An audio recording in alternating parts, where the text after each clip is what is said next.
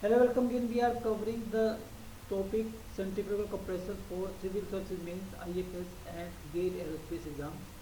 And we are solving one question based on the topic that we have covered, that is work done, stagnation pressure rise, and your inlet angles like that.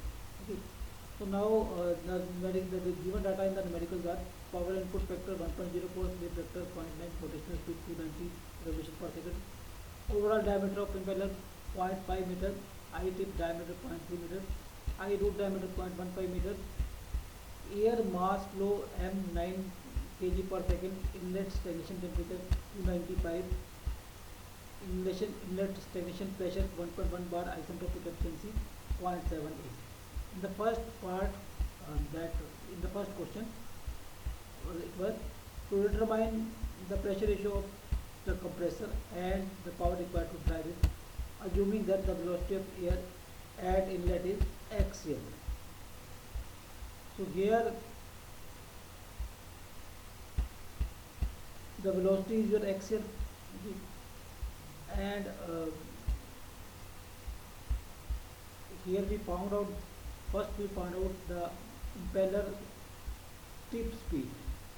So that is the impeller tip diameter 5d, n is your speed, n is in revolution per second, that was given as 290, and d is diameter. So from this we found this impeller tip speed. Impeller tip speed means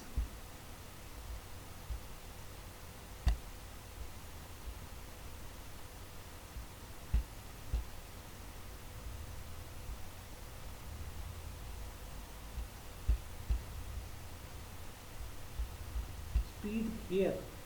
Okay. So that is your impeller tip speed.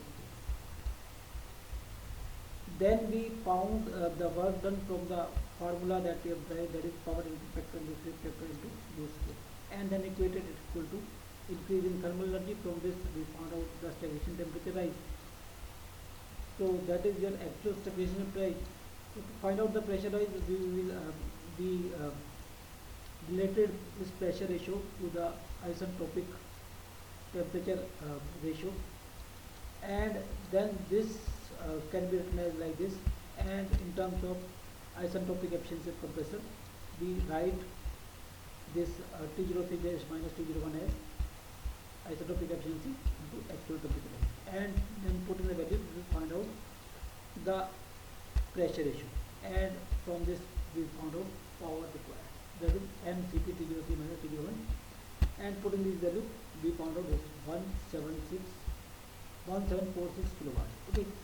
So this was the first question. Now for the second part, to calculate the inlet angle of the impeller vanes at the root and tip radii of I, assuming that the actual inlet velocity is constant across the INLS. We solved this question in the previous video.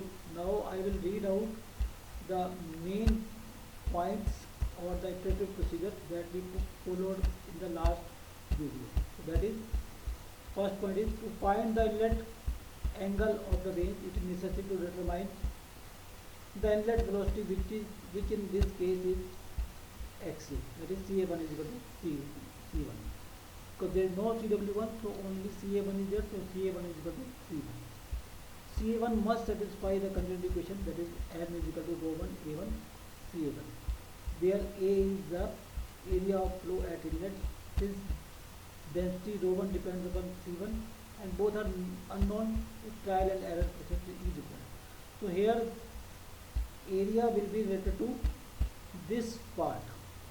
If we take this as R2 and take this as R1, okay, or this is your I, okay, I, this is your I tip and this is your I root. Taking inner part of I root and taking outer part of I tip, so we can find out area, that is pi by 4 d tip square minus d root square. Okay. So this is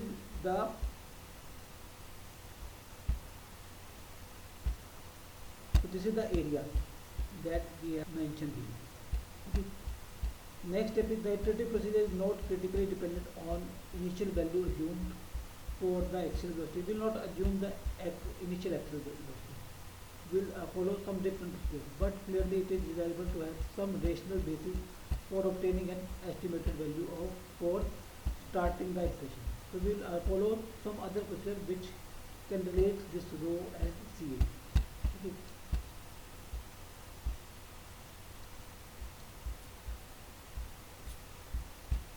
So, to relate this rho and CA, we start with stagnation condition.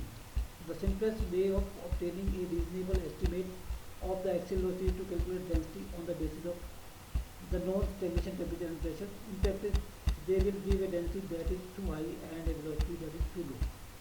Having obtained an initial estimate of the axial velocity, the density can be recalculated and hence thence the axial velocity from the continuity equation. Okay. So first we will find out density from stagnation condition, then we will find out CA, and then we will check for CA. Having obtained the initial estimate of axial velocity, the density can be recalculated and hence the axial velocity from the continuity equation. Next step is, if the assumed and calculated velocity do not agree, it is necessary to wait until the agreement is reached. Note that it is normal to design an axial velocity of about 150 meter per second. This providing a suitable compromise between high flow rate, flow per unit frontal area, and low friction losses in the system. So here another area is pi by 4 I tip diameter square minus I root diameter square. So that is 0.3 and 0.15. So now based on stagnation condition, we will find out this stagnation density. So that will come out as 1.3 kilogram per meter cube, and from the continuity equation we will find out CA1, that is 131 meter per second, and from this CA1, that is equal to C1, we will find out dynamic temperature, that is 8.5, and from the dynamic temperature and stagnation temperature we will find out static temperature. So that will be at 286.5 Kelvin. Okay, and using isotopic relation we will find out static pressure, that will come out as 0.992 bar, and from the state equation we will find out again density. So now this density and this density is different. This is from the stagnation condition, this is from the first iteration of after finding out pressure and temperature. So now again we will find out CA1, so that comes as 140 meter per second. So now initial CA1 was 130. So we will follow, we will do second iteration, third iteration, fourth iteration until these two values of CA and CA matches. So here I am showing only the final iteration. So try CA1 is equal to C, that is 145 meter. From this dynamic temperature comes out as 10.5 and static temperature comes out as 284.5, and static pressure comes out as 0.968 bar, and density comes out as 1.18. Now again from the continuity equation, we will, CA will be at 143. 143 and 145 are very close.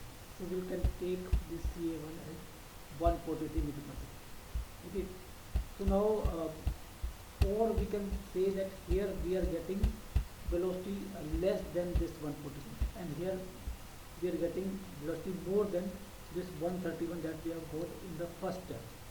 So we can take this as 143 or 144. So taking this as 143, and then the speed of impeller I tip radius is pi d n 2273, and I root radius speed is 136.5. So then again we can find out alpha root and alpha tip, that is explained in the previous video. That is tangent inverse u, so tangent inverse CA by u at root, and this is tangent inverse CA by u at